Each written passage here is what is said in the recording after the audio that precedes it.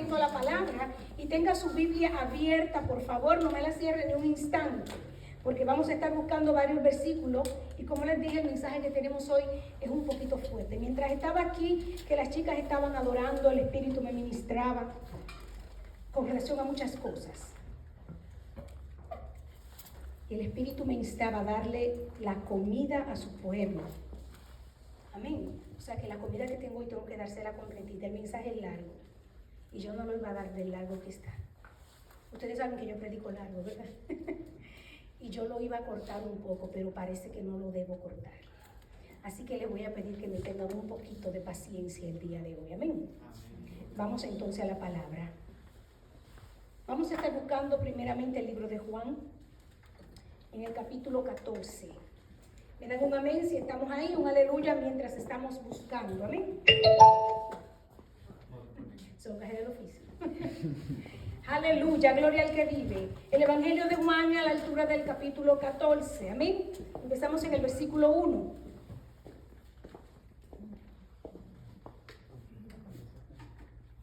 El día de hoy vamos a hablar acerca de la palabra arrebatamiento. Vamos a hablar del rapto de la iglesia. Hay mucha corriente que no cree en el rapto. Hay mucha gente que no cree en el rapto. Otros tienen unas diferentes teorías, diferentes formas de ver lo que es el rapto. Y como decía, algunos definitivamente piensan que la iglesia no va a tener un rapto, sino que la iglesia va a pasar el periodo de toda la tribulación. La tribulación tiene dos partes, tiene la tribulación y la gran tribulación. Algunos exégetas, algunos teólogos piensan que la iglesia va a pasar la tribulación completa, la tribulación y la gran tribulación. Algunos piensan que la iglesia se va a ir en la tribulación antes de que empiece la gran tribulación. Otros piensan que la iglesia no va a llegar a ver la tribulación ni siquiera. Vamos a ver qué dice la palabra el día de hoy. Sé que tengo algunas personas nuevos creyentes, que quizá no entienden bien lo que es el rapto. Vamos a explicarlo un poco y lo vamos a ver por la Biblia también. El rapto de la iglesia, la palabra rapto propiamente dicha no está en la Biblia. Esa palabra no está en la Biblia, rapto no está. La palabra que está es arrebatamiento. Y vamos a ver qué significa la palabra arrebatamiento. Amén. Entonces el arrebatamiento de la iglesia es la esperanza que tiene la iglesia de ser arrebatada y llevada con nuestro Señor Jesucristo a morar con Él antes de que la ira de Dios caiga sobre la tierra. Va a caer la ira del Señor sobre la tierra. El libro de Apocalipsis, de Daniel, Ezequiel, Isaías hablan claramente de estos eventos, que no vamos a entrar en detalle de estos eventos ahora, porque entonces nos iríamos cuando la semana que viene tal vez. Amén. Eso lo vamos a ver en nuestros estudios bíblicos de los miércoles. Tenemos una clase de escatología que va a ser impartida, donde vamos a explicar con lujo de detalle libros de Daniel, Apocalipsis, Ezequiel, Isaías, toda la profecía, todo lo que tiene que ver con los acontecimientos de los últimos tiempos. Pero hoy vamos a centrarnos en lo que es el arrebatamiento. Bien, el arrebatamiento viene de la palabra griega harpazo, se escribe con H, sería harpazo, y significa, según el diccionario Strong, propiamente tomar por la fuerza, arrebatar, de repente, de manera decisiva, como el acto de apoderarse de alguna recompensa, botín, premio, tomar mediante una demostración abierta de fuerza, no de manera furtiva, secreta. Amén. Esa es la definición que el diccionario Strong le da a la palabra arrebatamiento. Vamos a ver cuáles son las bases bíblicas que tenemos para creer que la iglesia en algún momento dado será quitada de la tierra y junto con ella el Espíritu Santo. Porque el Espíritu Santo es quien se lleva a la iglesia. El Señor viene, no pisa la tierra. Quiero aclarar esto. Hay dos eventos que suelen confundirse mucho. Es el arrebatamiento con la venida del Señor. La venida del Señor es un evento y el arrebatamiento es otro evento. En el arrebatamiento nuestro Señor Jesús no pisa la tierra. Nosotros seremos levantados, como vamos a ver en la Biblia ahora, vamos a ser levantados por el Espíritu y recibiremos a nuestro Señor en el aire. Amén. En la venida el Señor pisa la tierra, viene con gloria, viene con su iglesia, viene con los ángeles y pone su pie en el monte de los olivos, viene a la guerra de Almagedón a pelear por el pueblo de Israel. Todos esos detalles los vamos a ver en clase. Amén. Solamente estoy dando puntos de referencia. Bien, vamos entonces a Juan 14, ¿estamos ahí? Amén. Amén o aleluya. Amén. Amén. Amén. Entonces síganme. Dice la palabra en Juan 14:1, en el nombre del Padre, del Hijo y del Espíritu Santo. Dice, no se turbe vuestro corazón. Creed en Dios, creed también en mí. En la casa de mi Padre muchas moradas hay. Si así no fuera, yo os los hubiera dicho. Voy pues a preparar un lugar para vosotros. Vean lo que está diciendo el Señor aquí. Aquí está hablando Jesús. En la casa de mi Padre muchas moradas hay. Voy pues a preparar lugar para vosotros. Quiere decir que si Él va a preparar un lugar para nosotros, es porque nos va a llevar para allá. De hecho, vamos a seguir leyendo para que veamos lo que Él está diciéndonos aquí en Juan. Dice, y si me fuere y os prepararé lugar, vendré otra vez y os tomaré a mí mismo, para que donde yo estoy, vosotros también estéis. Cuando el Señor está diciendo, os tomaré a mí mismo, está hablando de nosotros. ¿Por qué os tomaré a mí mismo? ¿Cómo? ¿Tú te vienes a tomarse a Él mismo? Sí, a Él mismo. Porque nosotros tenemos a Jesús dentro de nosotros a través del Espíritu Santo. El Espíritu Santo mora dentro de usted. Cuando usted recibió al Señor, usted fue sellado por el Espíritu Santo y usted lo recibió. El Espíritu Santo vino a morar con usted. Y dice la palabra aún más, que cuando le recibimos el Espíritu viene y viene el Padre y también el Hijo. Dice la palabra, amén. Entonces cuando Jesús venga, viene a tomar su Espíritu que está en nosotros y por eso es que seremos levantados, amén. Entonces un detalle más aquí, un detalle más. Él dice, en la casa de mi Padre muchas moradas hay. Entonces, ¿cómo es eso de que si hay muchas moradas, Él va a ir a preparar un lugar? Como que parece contradictorio, ¿no? No es cierto. Pero no es contradictorio. Las moradas ya fueron hechas desde la eternidad, desde la fundación del mundo. Porque esto no es un evento que va a tomar por sorpresa a Dios. Échalo por la cámara un poco más para atrás, porque cuando me acerco se corta la imagen. El arrebatamiento y todo lo que va a acontecer, les decía, no es algo que va a tomar por sorpresa a Dios. Dios sabe esto desde la eternidad. Lo que no sabíamos éramos nosotros, porque no entendíamos el misterio de lo que estaba escrito aquí. Amén. Entonces, esas moradas fueron preparadas de antemano, desde antes que nosotros ni siquiera pensásemos nacer. Ya el Señor tenía preparado ese lugar. Entonces, cuando el Señor dice, hay mucha morada y voy a preparar lugar, el Señor está hablando de su trabajo en la cruz. Lo confundí. Lo confundí. El trabajo que el Señor hizo en la cruz y su resurrección es lo que garantiza nuestra entrada al cielo. Amén. Las moradas ya estaban hechas. No es que Dios necesitó 2000 años desde la muerte de nuestro Señor Jesucristo hasta el día del arrebatamiento para construir edificios y hacer una casa física donde nosotros fuésemos a vivir. No, Dios no necesita eso. Eso estaba hecho. Lo que el Señor Jesús fue a preparar fue el trabajo que Él hizo en la cruz, que fue vencer la muerte, vencer el pecado, comprarnos a nosotros con su sangre, adquirirnos como su propiedad y hacer la preparación espiritual en nuestras vidas para que podamos subir al cielo. Amén. Eso es lo que el Señor está preparando, no lugares físicos para nosotros. Amén. Vamos a ir avanzando porque largo camino nos resta. Aleluya. Aleluya, gloria a Cristo. Solo téngame un poquito de paciencia. Amén, gloria a Cristo. Aleluya. Bien suavecito. Ok, vamos ahora a Tesalonicenses, capítulo 4. Vamos a ver dónde la Biblia corrobora una vez más el arrebatamiento. Vimos en Juan que es la esperanza que tenemos de que Él va a venir a tomarse a sí mismo y nos va a llevar a moradas celestiales. Tesalonicenses, primera de Tesalonicenses 4. Vamos a ver qué dice el Señor aquí. Gloria a Cristo. Me dan un amén cuando estemos listos. Imagino que estamos en aleluya todavía, ¿verdad? Aleluya. Gloria al que vive. Aleluya. Te bendecimos, oh Rey. Gloria al que vive. Primera de Tesalonicenses 4. Este pasaje es uno de los pasajes más usados en el momento que hablamos del arrebatamiento, porque es donde nos habla con mucha claridad y donde se menciona la palabra arrebatamiento. Igual en Apocalipsis también se menciona la palabra. Amén. ¿Estamos en amén o en aleluya?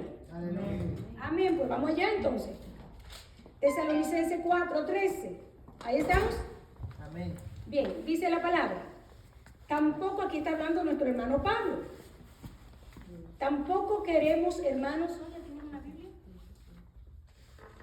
Una Biblia, alcáncenme la Sonia, por favor. Sí. Pueden usar la mía.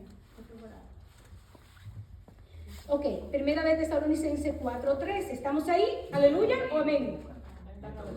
Ah, todavía estamos en aleluya. Hay algunos que están en aleluya. Para los que no saben, estamos en aleluya cuando no hemos conseguido el versículo. Y amén cuando ya estamos ahí. Amén. Amén. Gloria a Cristo. Tenemos unos cuantos en aleluya. Vamos a esperar a los aleluya para que lleguemos al amén. Gloria al que vive. Gloria al que vive. Primera de Tesalonicenses capítulo 4. Adorado sea Cristo. Gloria al que vive. Gracias, Jen. Santo eres, Señor. Te bendecimos. Le damos gloria a nuestro Rey. Aleluya. ¿Saben, mi hermano? Mientras nos ponemos todos en un amén, en la mañana, cuando estábamos ahí cantando, las chicas, estaba ahí sentada, y por un momento mi corazón se entristeció, porque veo que faltan muchos hermanos hoy. Miraba la puerta y veía que no llegaban, decía, no vinieron. Y mi corazón se sintió triste. Entonces vino a mí una reflexión. ¿Y si eso soy yo, que soy humana?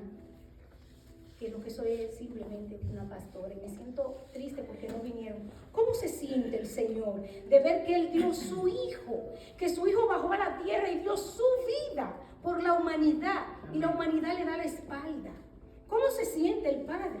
¿Cómo se siente Jesús de ver cómo es rechazado por el hombre? ¿Cómo se siente el Espíritu Santo de estar viviendo entre nosotros y de ser despreciado, ignorado? ¿Cómo se siente Él? No quiero saber, porque tiene que ser muy fuerte. Amén. ¿Estamos en amén? Amén. Bien, primera de Tesalonicenses 4, versículo 13, ahí vamos a iniciar. Aquí está hablando el hermano Pablo. Dice, tampoco queremos, hermanos, que ignoréis acerca de los que duermen, para que no os entristezcáis como los otros que no tienen esperanza. Quiero pararme ahí y quiero explicar algo. La palabra se refiere a la palabra dormir, valga la redundancia. La Biblia se refiere a la palabra dormir para referirse a las personas que están muertas. Algunas personas toman esto de una manera literal y piensan que cuando estemos muertos vamos a estar dormidos. No es así. Donde usted va a estar, usted va a tener conciencia. Usted va a recordar todas sus cosas y usted va a saber quién es usted. Y a usted no se le va a borrar la memoria. Amén. Hay base bíblica para creer eso. Eso se lo doy después porque entonces me voy a... Solamente le estoy dejando saber. Hay base bíblica para eso. En Apocalipsis vemos que Juan dice que vio a los muertos que le reclamaban al Señor: ¿hasta cuándo tú me vas a vengar? Mira que me mataron. Lo estoy parafraseando. O sea, que ellos se recordaban que ellos vinieron a la tierra y que lo mataron. Amén. El rico y Lázaro. Lázaro se acordó de todo y le dijo a Abraham: mira, manda que prediquen a mis hermanos para que no se pierdan. O sea, que vamos a tener conciencia y vamos a saber quiénes somos. Entonces, cuando la palabra se refiere a la palabra dormir, se está refiriendo a los muertos en Cristo. ¿Por qué razón? Porque los que mueren en Cristo no están muertos. El que cree en mí, aunque esté muerto, vivirá. Amén. Entonces, nosotros no vamos a estar muertos. El cristiano muere una sola vez. Nosotros nacemos 2 veces y morimos una. Amén. Nacemos del vientre de nuestras madres la primera vez. Y tenemos el nuevo nacimiento cuando venimos a Cristo. Entonces, estamos naciendo 2 veces. Y vamos a morir una sola vez, que es la muerte física. Y cuando la muerte física nos acontezca, vamos a ser recogidos para llevar al lugar de descanso, al paraíso. Y ya no vamos a volver a morir más. Entonces, los que se mueren sin el Señor, esos sí van a estar muertos. Nosotros no. Amén. Ellos van a estar muertos, se van a nacer una sola vez, que cuando nacen del vientre de su madre, es la única vez que van a nacer. No nacen de nuevo porque no vienen a Cristo, y solo los que vienen a Cristo nacen de nuevo. Entonces van a tener la primera muerte, la muerte física, y luego van a morir otra vez en la segunda muerte cuando sean lanzados al lago de fuego después que sean resucitados. Van a resucitar y van a ser juzgados.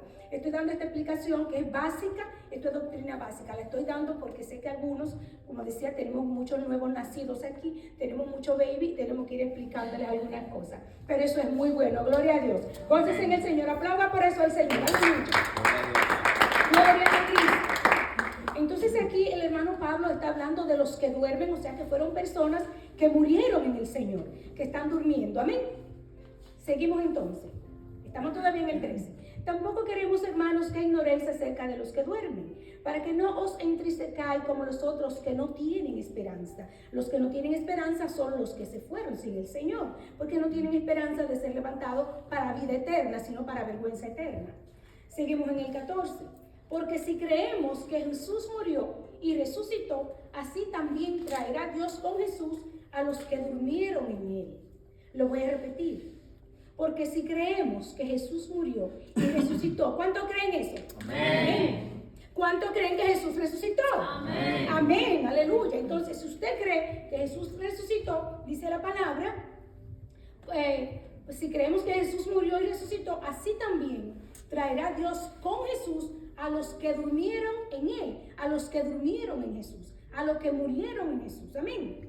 Dice el 15, por lo cual os decimos esta palabra del Señor, que nosotros que vivimos, ¿quiénes vivimos? Nosotros. Amén. Que nosotros que vivimos, que habremos quedado hasta la venida del Señor, no precederemos a los que durmieron, o sea, no seremos primero que ellos. No precederemos a los que durmieron, porque el Señor mismo, con voz de mando, con voz de arcángel y con trompeta de Dios, descenderá del cielo. Y los muertos en Cristo resucitarán primero. Luego nosotros, los que vivimos, la iglesia, nosotros, los que vivimos, los que hayamos quedado, seremos ¿qué? Arrebatados. ¿No se escuchó? ¿Qué es lo que vamos a hacer? Arrebatados. Seremos arrebatados. Seremos arrebatados juntamente con ellos en las nubes para recibir al Señor en el aire, y así estaremos para siempre en el Señor. Por tanto, alentaos los unos a los otros con estas palabras. Este es uno de los versículos principales que corrobora y nos da confirmación de que viene un arrebatamiento para la iglesia. Igual está en Corintios, no lo busquen, lo voy a leer rapidito para que podamos ir avanzando. Corintios, Pablo vuelve y nos lo reitera y dice en Corintios 15:51, he aquí os digo un misterio. ¿Por qué un misterio? Porque en el Antiguo Testamento no existía esta revelación. Esta revelación vino cuando ya vino Jesús al Nuevo Testamento, fue que se empezó a tener la revelación del arrebatamiento, no en el Antiguo Testamento. Entonces dice, no todos dormiremos, pero todos seremos transformados. Porque usted dirá, ¿y cómo me voy a ir para el cielo? Así, no, esta carne no va para el cielo, esta ropa no va para el cielo. Nosotros vamos a ser levantados y en el momento que estemos siendo levantados, vamos a ser transformados, lo dice Pablo aquí. Vamos a ser transformados en un momento, en un abrir y cerrar de ojos. Va a ser una cosa instantánea. A la final trompeta, porque se toca la trompeta. Y los muertos serán resucitados incorruptibles y nosotros seremos transformados. Ese asunto de la trompeta es algo que vamos a explicar también cuando estemos dando la clase de escatología, porque eso tiene su importancia y hay mucho que se debate con relación a cuál es la trompeta. Amén. Gloria a Cristo. Ahora bien, la iglesia se va para el cielo. Ya vimos por la Biblia que la iglesia va a ser levantada. Pero entonces en todo esto hay un detalle. Mis amados, ¿quién es que va a ser levantado? La iglesia. de Cristo. ¿Y cuántos son iglesia aquí? Amén. Se vale levantar los pies también. ¿Cuáles se van para el cielo? Amén. Amén, aleluya. Nos vamos para el cielo, pero le tengo que decir algo que va a parecer un poco desalentador. No todos irán al cielo. Así es. No toda la iglesia va a ir al cielo. Todos somos iglesia. Todos somos pueblo de Dios. Pero no todos van a entrar al cielo. Amén. Este mensaje que yo les voy a dar hoy, yo no quiero que ustedes lo tomen para que se asusten. No es la intención asustarlos y no es la intención preocuparlos. Es la intención que estemos advertidos y que hagamos lo que tenemos que hacer para que seamos del grupo que se va a ir al cielo. Amén. Ahora bien, vamos a ver quiénes son los que se van y los que no se van. Ahora que va a empezar el mensaje. Amén. Gloria a Dios. Les dije que hoy necesito su paciencia. Amén. Vamos a ir a Mateo 25. Acompáñenme, por favor. Aleluya. Me da un amén cuando estemos todos ahí. Mateo 25.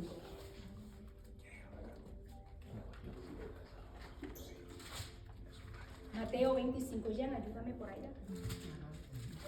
Mateo 25. En Mateo 25 se encuentra una de las parábolas más conocida del Señor. Bueno, de hecho todas son conocidas, pero esta parábola, la de Mateo 25, creo que casi todos han escuchado predicar sobre esta parábola, porque es la parábola de las 10 vírgenes, amén. Y creo incluso que nosotros ya hemos hablado de las 10 vírgenes. Amén, lo hemos hecho. Hoy vamos a verlo desde otro punto de vista. Vamos a analizar algo que el Señor nos está diciendo aquí. ¿Estamos en amén o en aleluya? Amén. Amén. Entonces sígame, venga conmigo, vamos a leer. Entonces el reino de los cielos será semejante a 10 vírgenes que tomando sus lámparas, lámparas es la palabra, tomando sus lámparas salieron a recibir al esposo, el esposo de Cristo. 5 de ellas eran prudentes. Hemos hablado de la palabra prudencia, sensatez, buen juicio. Amén. Y 5 insensatas. Insensatez es sinónimo de imprudencia. Persona que actúa por impulso, sin razonamiento, sin lógica. Las insensatas, tomando sus lámparas, que representa la palabra, la lámpara, no tomaron consigo aceite, Espíritu Santo, gloria a Cristo. Aceite, Espíritu Santo, lámpara, palabra. Mas las prudentes tomaron aceite en sus vasijas, juntamente con sus lámparas. Las vasijas somos nosotros, ¿eh? Y tardándose el esposo, cabecearon todas y se durmieron. Ustedes no han oído mucha gente que dicen, desde que yo tengo uso de razón, me dicen que Cristo viene y no viene. Porque lo toman por tardanza. Y tardándose el esposo, lo toman por tardanza. El Señor no está tarde. Y cabecearon todas y se durmieron. Estamos en el versículo 6. Y a la medianoche se oyó un clamor. Aquí viene el esposo, salid a recibirle. Entonces todas aquellas vírgenes se levantaron y arreglaron sus lámparas. La palabra. Trataron de ajustarse, de obedecer, de leer, qué es lo que dice, de ir al manual. Este es el manual de la vida. Déjame ir al manual, a dónde que dice, qué es lo que tengo que hacer. Se levantaron y arreglaron sus lámparas. Vamos al 8. Y las insensatas dijeron a las prudentes, dadnos de vuestro aceite, porque nuestras lámparas se apagan. Mas las prudentes respondieron diciendo, para que no nos falte a nosotras y a vosotras, id más bien a los que venden y comprad para vosotras mismas. Pero mientras ellas iban a comprar, vino el esposo, y las que estaban preparadas entraron con él a las bodas, y se cerró, ¿qué? La puerta. ¿Qué pasó? Se cerró la puerta. Se cerró la puerta. Ay, santo. Después vinieron también las otras vírgenes diciendo, Señor, Señor, ábrenos. Mas él respondiendo dijo, de cierto os digo que no os conozco. Velad pues, porque no sabéis el día ni la hora en que el Hijo del Hombre ha de venir. Amén. De esta parábola hay mucho que se puede hablar. Muchísima, pero vamos a centrarnos en una sola cosa. Aquí nos está enseñando la parábola que de las 10 vírgenes, 5 entraron a la boda y 5 se quedaron. O sea que el 50%, según esta parábola, se quedó. Y el 50% fue el que se fue. Nos enseña la palabra también en Mateo. 2 estarán en el campo. Uno será tomado y el otro será dejado. 2 estarán durmiendo juntos. Uno será tomado y el otro dejado. 50%. Hay otros predicadores que he oído decir, otros exégetas, diciendo que es el 10% que se va. Tomando otros pasajes bíblicos que hay por ahí. Pero vamos a quedarnos con las 10 vírgenes. Para que no sea tan grave lo que vamos a... Para que no nos dé tan duro, vamos a quedarnos con el 50%. Entonces, si el 50% es el que va a partir y el 50% se queda, ¿qué pasa con el 50% que se queda? ¿Qué pasó con esos 50%? ¿Por qué se quedaron? Entonces, la palabra aquí está siendo clara. Las que se quedaron, el 50% que se quedó porque tenían la lámpara. Tenían la palabra, eran cristianos que venían a la iglesia, porque aquí no se está hablando de inconversos, estamos hablando de gente cristiana. De gente que viene a la iglesia y dice yo soy cristiano, de gente que levanta la mano y adora y alaba. Estamos hablando de eso, no estamos hablando de gente que no conoce a Dios. Pero de ese total, de ese 100% del total de los cristianos, 50 se quedaron, 50 de los que vienen a la iglesia y alaban y cantan. ¿Pero por qué se quedaron? La palabra nos está diciendo aquí cuál es la razón. Y la razón, el punto clave aquí, es el aceite. Los que se quedaron porque les faltó aceite. Ahora, hay otros tipos de personas que se van a quedar. En sentido general, los que no son creyentes, todos los no creyentes se van a quedar. Podemos ver eso en Juan 3, no tienen que buscarlo, solamente voy a mencionar la cita para que vayamos avanzando. En el capítulo 3 de Juan podemos ver que los no creyentes, los que no aceptan al Señor, se van a quedar. Eso ya lo sabemos todo el mundo, amén. Ahora bien, hay otros dos grupos que se van a quedar. Ese otro grupo que entra dentro de esas 5 vírgenes insensatas, están los religiosos. Los religiosos, los fríos y los apóstatas. Los puse a los 3 juntos. Religioso, apóstatas y frío. ¿Qué es un apóstata? Apóstata es abandonar, esa es la definición del diccionario, abandonar o romper públicamente con la doctrina que se profesa. La palabra nos dice, en el 1 de Timoteo capítulo 4, yo lo voy a leer para todo, dice: pero el Espíritu dice claramente que en los postreros tiempos algunos apostatarán de la fe, escuchando a espíritus engañadores y doctrinas de demonios. La apostasía ha existido desde que Cristo vino al mundo. Pero en estos últimos tiempos la apostasía ha tenido un auge demasiado grande. Y hemos visto, si vemos, demasiadas sectas religiosas predicando un evangelio que no es real. Un evangelio falso. Vemos muchísimos predicadores predicando una superfe, predicando dinero. No predican a Cristo, predican dinero. Y tú tienes que tener una superfe porque si no tú no eres cristiano. Y si tú no estás en bendición, entonces tú estás mal. Al cristiano le va mal también. Dice que con muchas aflicciones entraremos al cielo. Amén. A nosotros nos pasan cosas. Amén. No es bíblico que el cristiano tiene que estar feliz las 24 horas del día y que nosotros no vivimos en ninguna desgracia y que nosotros tenemos una vida color de rosa. Eso es un evangelio falso. Eso es una mentira que el diablo se inventó. El evangélico, el cristiano, pasa mucho trabajo. Amén. Sufre mucho porque tiene demasiados ataques. Lo ataca el diablo, lo ataca la carne y lo ataca el mundo. Amén. Y nosotros estamos viviendo en un territorio apache, en un territorio al que nosotros no pertenecemos. Y vamos a ser atacados así como atacaron a Jesús. Entonces nosotros sí vamos a pasar muchas cosas. O sea que cuando ustedes ven esos predicadores por allí predicando esa super fe de que todo está bien, de que estamos en prosperidad y de que venga y deposíteme $1000 para que usted siembre, eso es una mentira del diablo y eso es un falso evangelio. Eso se llama apostasía. Entonces toda la gente que ustedes vean perteneciendo a una iglesia como esa, si no vienen a la verdad, si no vienen a tiempo al verdadero evangelio, van a estar dentro de las 5 vírgenes insensatas. Entonces ese grupo se va a quedar. El otro grupo, o parte de ese mismo grupo, son los religiosos, como los fariseos, que son cristianos por fuera, son sepulcros blanqueados, que son cristianos nada más de apariencia, de la boca para afuera.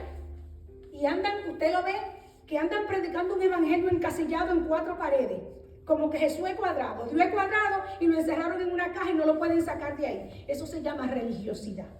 Ese grupo, si tampoco viene, si no vienen a la verdad, también se va a quedar como las 5 vírgenes insensatas. El otro grupo son los fríos. Quiero avanzar porque quiero llegar al punto que quiero. Los fríos. Los fríos. Quiero ir a Apocalipsis 3. Gloria a Cristo. Aquí se acompáñenme. Aleluya. Apocalipsis 3, por favor, vamos allí y vamos a ver lo que dice la palabra aquí. Gloria a Dios, aleluya. Apocalipsis es el último libro de la Biblia, Apocalipsis 3, versículo 14, 3:14, la iglesia de la Odisea, el último libro de la Biblia. ¿Estamos en amén o en aleluya? Ok, pues entonces acompañe, vámonos de viaje, vamos ahora para Turquía. Ahí es donde estaba la Odisea. Acompáñeme a Turquía, amén. La Odisea es de las 7 iglesias que habla Apocalipsis, que el Señor mandó el mensaje con el apóstol Juan, el último de los mensajes para la iglesia de la Odisea, que ajusta muy bien para este tiempo, amén. La Odisea era una ciudad rica, donde fluían muchas fuentes de agua. Vamos a ver por qué el Señor habla aquí de ciertas cosas. Tenían bancos, eran fabricantes de lana negra. Era una ciudad eminente. Amén. Miren lo que dice el Señor aquí. Y escribe al ángel de la iglesia. ¿Quién es el ángel de la iglesia? El pastor. los pastores son el ángel de la iglesia, lo dice el Señor en Apocalipsis. Entonces, por eso dice el Señor, escribe al ángel de la iglesia, escríbele al pastor de esa iglesia, es lo que está diciendo el Señor. Y escribe al ángel de la iglesia en la Odisea. He aquí el amén, el testigo fiel y verdadero. El principio de la creación de Dios dice esto. Oigan cómo Jesús está definiendo a sí mismo, porque es Jesús que está hablando aquí. Dice, he aquí el amén, el testigo fiel y verdadero. Eso es Jesús hablando de sí mismo. El principio de la creación de Dios dice esto. Recuerden que les he dicho que la Biblia fue inspirada por el Espíritu Santo, excepto el Apocalipsis, que fue dictado por el mismo Señor Jesús al apóstol Juan. Les había dicho eso antes, ¿verdad? Amén. Entonces, aquí está el Señor Jesús hablándole a Juan, dictándole esto para la iglesia de la Odisea. Dice, yo conozco tus obras, que ni eres frío ni caliente. O sea que hay un grupo de cristianos que son fríos. Amén. Vamos a pararnos ahí. Pero no me cierre la Biblia, quédese ahí conmigo, por favor. No se me vaya de Apocalipsis, no se me vaya todavía de Turquía, quédese ahí que tenemos que seguir paseando por ahí. O sea que hay un grupo de cristianos que son fríos, porque esta carta fue escrita a los cristianos, no para los inconversos. ¿Cuáles son los cristianos fríos? Los cristianos fríos son los que dice el libro de Mateo 24, que déseme ahí en Apocalipsis, no se me mueva. Mateo 24 dice que por haberse multiplicado la maldad, el amor de muchos se enfriará. O sea que muchos cristianos van a empezar a enfriarse en el espíritu. No fue que renunciaron a ser cristianos, no fue que dijeron me voy a descarriar y me voy de la iglesia. Ellos siguieron en la iglesia, pero están fríos porque ya no tienen el fuego del espíritu. La lámpara se les apagó, no tiene aceite. Ese es un cristiano que representa vívidamente a las 5 vírgenes insensatas. Estoy yendo a la iglesia, voy y escucho las prédicas, pero ya yo no oro, ya yo no leo la Biblia, voy a la iglesia a reempujones porque ya tengo un compromiso, tengo una costumbre de ir todos los domingos y como estoy acostumbrado me voy mecánicamente. Y la Biblia la abro de domingo a domingo. La abro el domingo cuando el pastor dice, abran la Biblia en Mateo 25, ahí yo la abro y la leo. La cierro y cuando llego a mi casa la guardo y vuelvo y la abro el siguiente domingo. Ese es un cristiano frío. Ya no ora. Ya no dedica ni siquiera 5 minutos para doblarse delante de su padre y presentarse. Ya no hace eso. Vive de una manera autómata. Ya no escucha la voz de Dios. Ya no siente al Espíritu Santo. Ya le molesta la prédica, esa pastora sí habla. Ay, pero esa prédica de esa pastora son demasiado largas, a mí me da sueño. Yo tengo una desesperación, una gana de irme, porque ya no le interesa escuchar. Ya no le interesa. Porque se enfrió y eso se llama muerte espiritual. ¿Se acuerdan cuando dimos la clase sobre la muerte espiritual? Que explicamos cuáles son los pasos, cuáles son los síntomas que tiene una persona con muerte espiritual y cómo cae en la muerte. Eso lo explicamos clarito. Entonces eso es lo que se llama un cristiano frío. Ese grupo no va a ser arrebatado.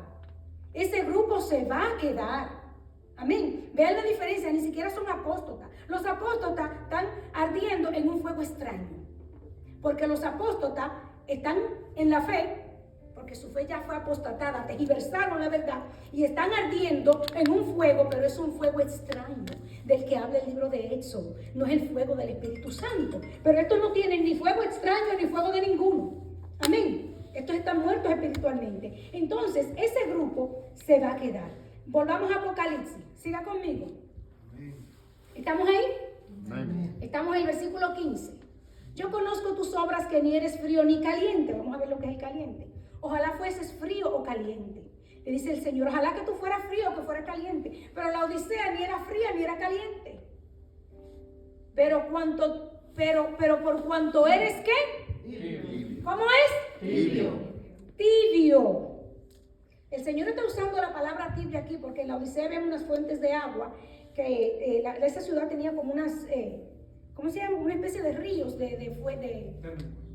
unas fuentes que eran térmicas.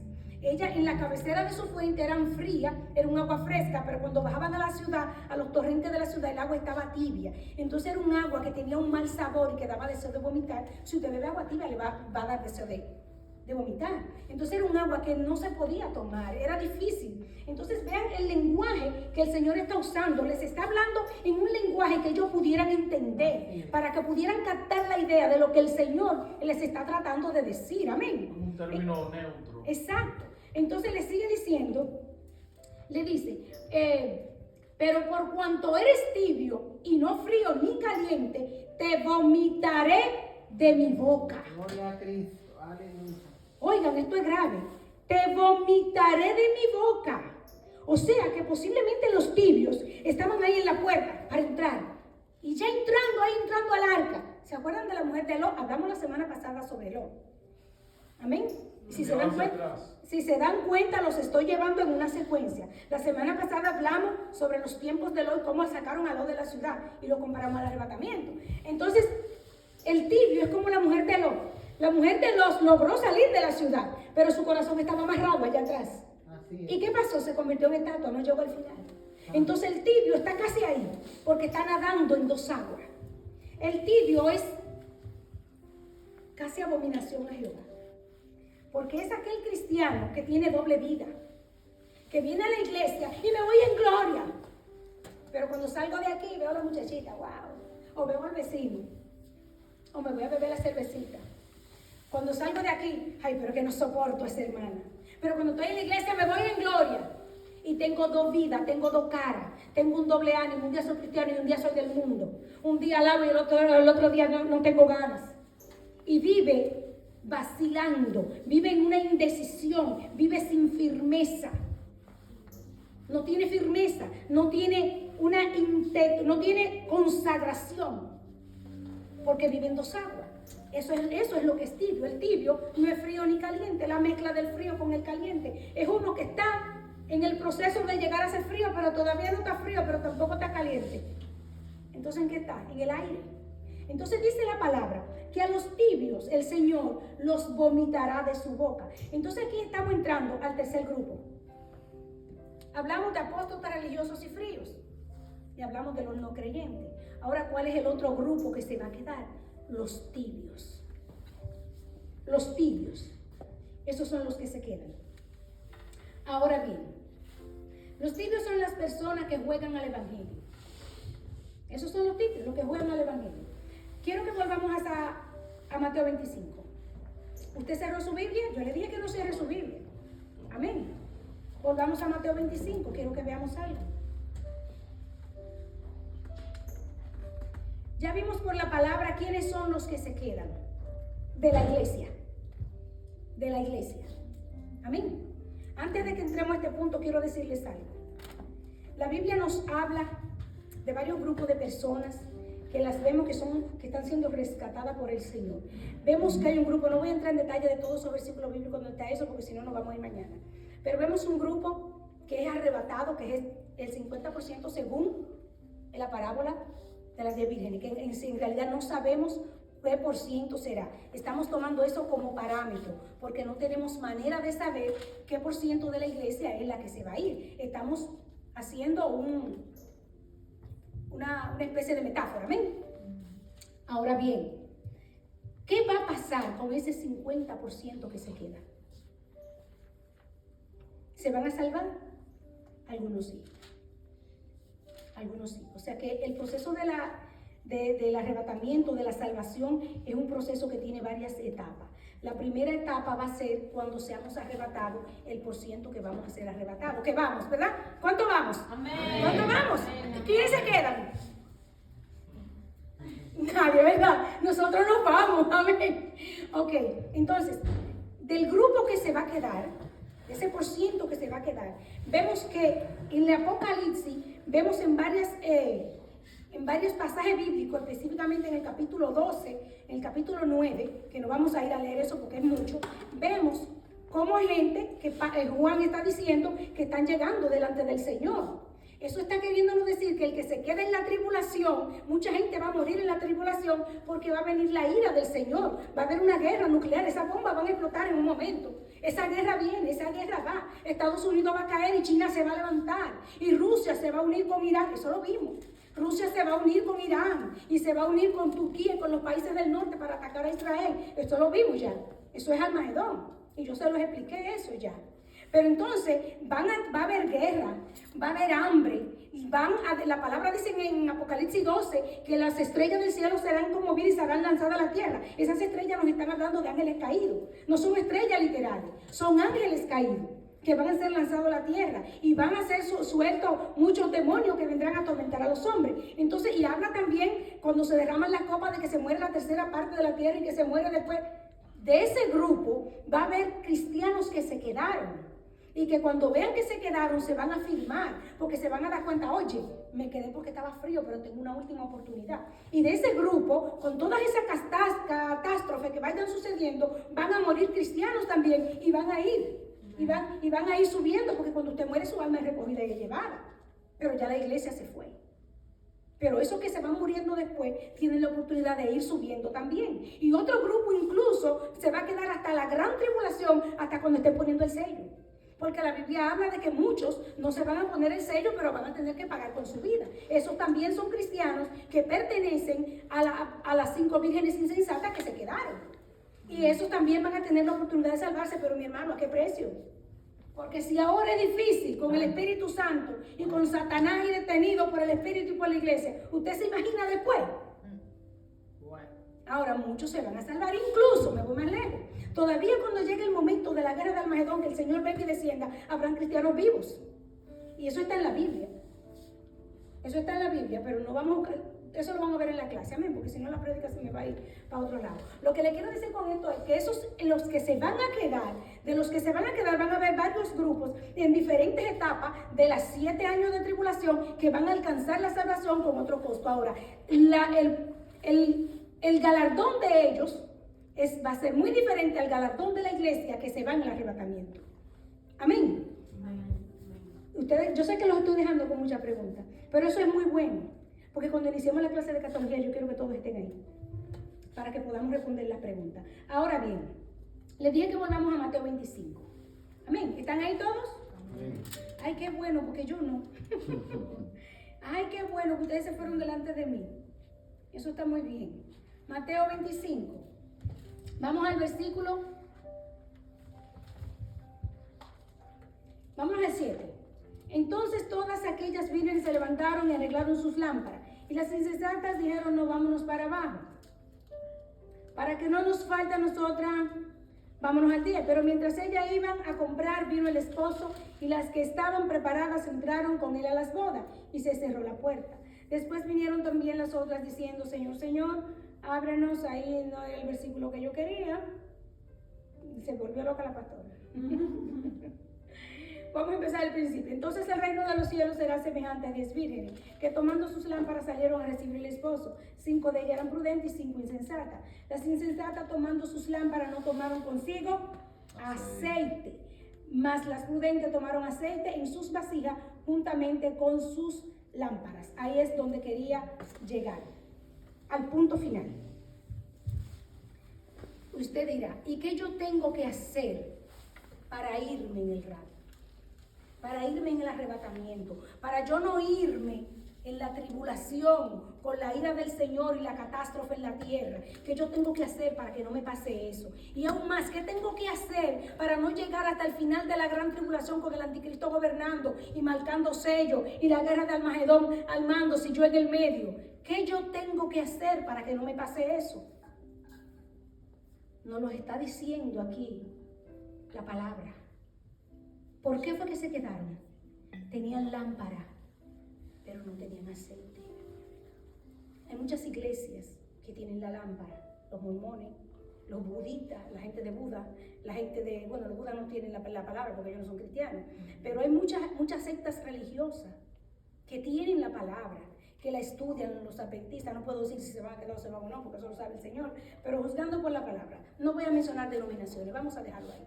Pero hay muchas iglesias que tienen la palabra y se dedican arduamente a estudiarla, pero no creen en el Espíritu Santo. No creen en la manifestación del Espíritu. No creen en los dones del Espíritu. El Espíritu Santo lo tienen a un lado. Y la palabra nos dice en Efesios 1, en el capítulo 1 de Efesios, creo que la lectura del versículo 13, no recuerdo el versículo, 13, 14 exactamente, nos dice la palabra que nosotros recibimos el sello del Espíritu Santo, lo recibimos cuando venimos al Señor. Lo voy a leer. Dice, en Él también vosotros, habiendo oído la palabra de verdad, el evangelio de vuestro, en Efesios 1.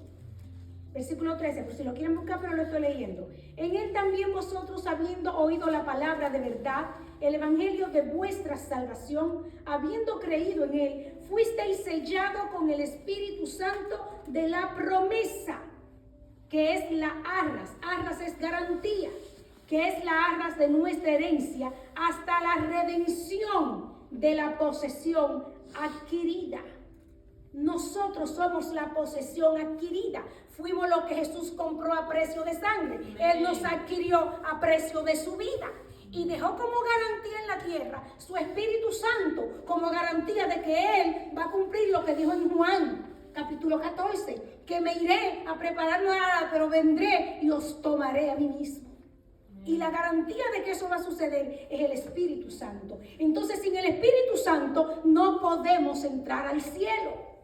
Necesitamos el aceite para encender la lámpara, para activar la palabra en nosotros. ¿Qué pasa cuando activamos la palabra? Regálame 10 minutitos más para que terminemos. ¿Qué pasa cuando activamos la palabra en nosotros por el Espíritu Santo? Eso da un resultado. ¿Usted sabe cómo se llama? Santidad. Amén. Gloria a Dios. ¿Quiénes son los que van a entrar al cielo? Los justos, los santos, los que han sido justificados por la sangre de Cristo.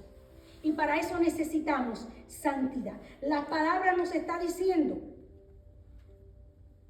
en Hebreo 12, no lo voy a leer, busquen la paz con todo y lleven una vida santa, pues sin santidad Nadie verá al Señor. Sin santidad Nadie verá al Señor. nadie verá al Señor. ¿Y cómo nos santificamos si lo que necesitamos para entrar al cielo y para ver al Señor es la santidad, para que no pertenezcamos al grupo de las 5 insensatas? ¿Cómo vamos a hacer eso? Fácil. Gloria a Dios. Fácil. Adorado Te lo voy a decir ahora. Primeramente, déjeme decirle algo. Que quien nos santifica es el Espíritu. Amén. Si el hombre pudiera santificarse solo, Jesús no viene. Porque si yo sola me puedo limpiar y quitarme todas las impurezas, ¿para qué vino Jesús? El hombre no puede solo. Y como Jesús sabe que el hombre no puede solo, se fue pero dejó al Espíritu. Y esa santificación la vamos a conseguir es a través del Espíritu. Entonces, vean aquí lo que dice la palabra. En Romanos 6, 22 dice, mas ahora que habéis sido libertados del pecado, eso es cuando ya venimos a Cristo, y hechos siervos de Dios, venimos a Cristo y ya somos siervos de Dios, tenéis por vuestro fruto la santificación. Bendito sea Dios. Y como fin la vida eterna. Dice 2 palabras clave, fruto y vida eterna. Hemos hablado mucho del fruto. El fruto del Espíritu te santifica. Pero el fruto es del Espíritu, no es suyo, pero usted lo tiene que cultivar. Amén. El fruto nos santifica, dice la palabra. Amén. Entonces quiere decir que la palabra, la lámpara que las vírgenes tenían, era lo que ya necesitaban. Necesitaban la lámpara, necesitaban la palabra, porque la palabra te santifica. Jesús lo dijo en Juan 17, en la oración que él hizo por todos nosotros y por los apóstoles de aquel tiempo. El Señor orando le dijo al Señor, en Juan 17, 17, santifícalos, le está hablando al Padre el Señor, santifícalos en tu verdad. Tu palabra es verdad. O sea, que la palabra es la verdad y que la palabra nos santifica. También el Señor dice, yo soy la verdad, el camino y la vida. O sea, que la verdad es el mismo Jesús y es la palabra, porque la palabra es Jesús. La palabra, el centro de la palabra es Jesús. Amén. Entonces necesitamos vivir la palabra, no ser solamente oidores, sino hacedores, para que pueda santificarnos. Pero entonces hay un detalle, que si nosotros conocemos la palabra y vivimos la palabra, que es la lámpara, pero no le ponemos aceite a la lámpara, vamos a tener la lámpara, pero la vamos a tener apagada. Alabado Dios. Entonces necesitamos tener la lámpara, que es la palabra, con el aceite, que es el Espíritu. Es la combinación de las dos cosas, que eso es lo que le falta a muchas sectas religiosas que tienen la palabra pero no tienen Espíritu Santo. Es lo que le pasa a muchos cristianos que vienen a la iglesia pero no tienen una relación con el Espíritu Santo, no tienen una relación con el que te santifica, con el que te regenera, con el que te cambia, con el que te hizo nacer de nuevo y con el que te va a levantar para subir al cielo. Denle un aplauso al Señor.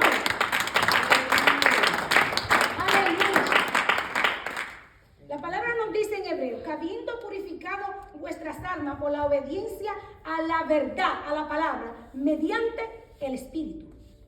Oiga lo que dice hebreo. Nosotros purificamos nuestras almas por la obediencia. Les he hablado mucho de la obediencia. Por la obediencia a la verdad, que es la palabra, pero mediante el Espíritu. Porque el Espíritu es el que te da la revelación de la palabra.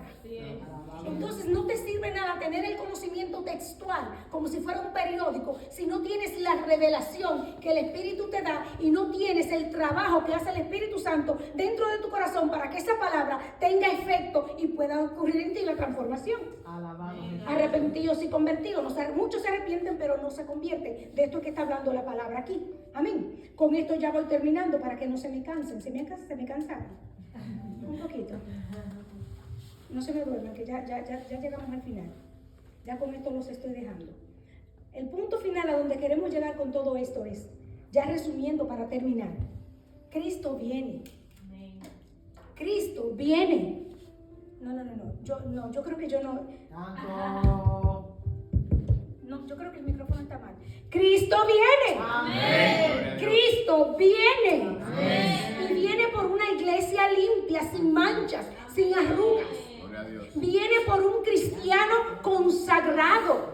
Viene por un cristiano que tenga una relación con el Espíritu Santo. Viene por un cristiano que ora. Viene por un cristiano que lee la palabra. Por un cristiano que viene a su iglesia. Por un cristiano que no se mueve por emoción, sino por convicción. Cristo viene a buscar un pueblo que le alabe. Un pueblo que lo espera. ¿Cuántos esperan al Señor? Amén. Entonces tenemos que vivir como que lo estamos esperando. Tenemos que vivir preparándonos cada día, advertidos, sabiendo que en cualquier momento va a sonar esa final trompeta. Y cuando la trompeta suene, se cerró la puerta. Se cerró la puerta para muchos.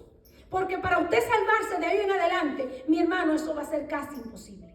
No va a ser imposible porque la Biblia dice que muchos se van a salvar. Pero usted sabe a qué precio. Cuando ahora el Señor te lo está poniendo facilito, teniendo el Espíritu Santo aquí en la tierra, estamos en la papa, como dicen en Santo Domingo. Hermano, este es el tiempo. La semana pasada les decía que no tenemos tiempo para perder el tiempo. No hay tiempo para perder el tiempo. Estamos viviendo tiempo peligroso. La trompeta va a sonar en cualquier momento y usted no se puede quedar. Póngase de pie, mi amor. Gloria a Cristo. Vamos a darle primeramente un aplauso a nuestro Señor Jesucristo.